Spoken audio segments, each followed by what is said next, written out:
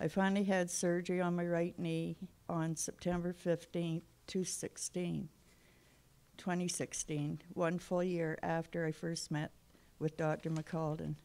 I expected to be in hospital for 2 or 3 days, but because of complications unrelated to the actual surgery, I was at University Hospital in Parkwood for a total of 42 days, followed by physiotherapy.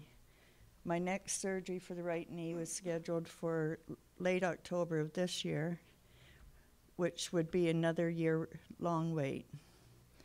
I began to learn what being disabled meant. I've had to use a walker or wheelchair at all times.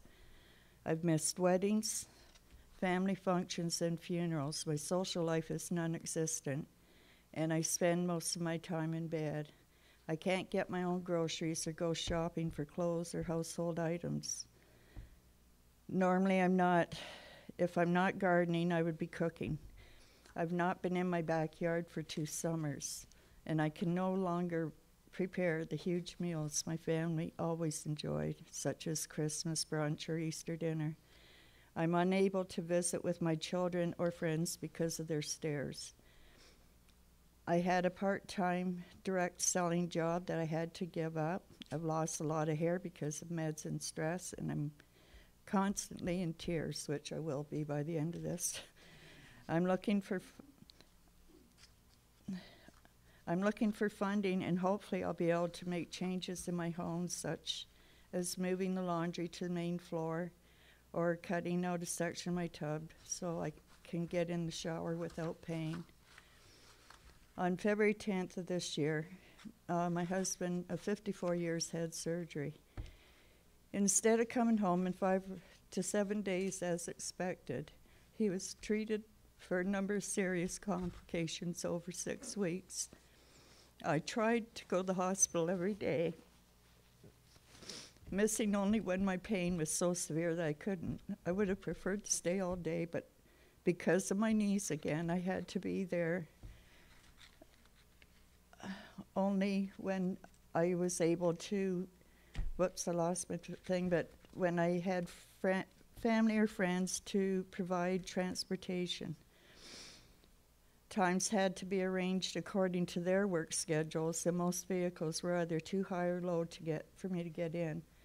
I would have liked to have spent the whole day. All these limitations caused because my knee controlled when I could visit him, and after 6 weeks, we lost him. That was only 3 weeks ago.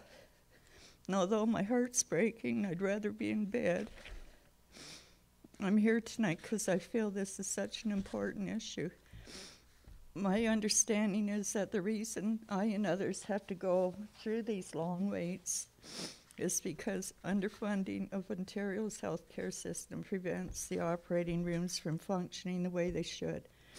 Rooms stay vacant while patients wait in vain. I'm pleased to let you know that my surgeon's secretary informed me yesterday that I might be in by July or August instead of late October. Apparently, some surgery rooms have been open for a limited number of days. I can't describe how happy I was to hear that. And when I talked to her, she wished that there was a spokesman tonight for the surgeon's secretaries who have to deal with the frustration of patients like me who get so upset when they have the long waits. I truly hope that tonight will give you more insight into the plight of the many patients who desperately wait in pain for the call from their doctor, which will allow them to do normal day-to-day functions. And I hope it will come sooner, as it just did for me. Thank you.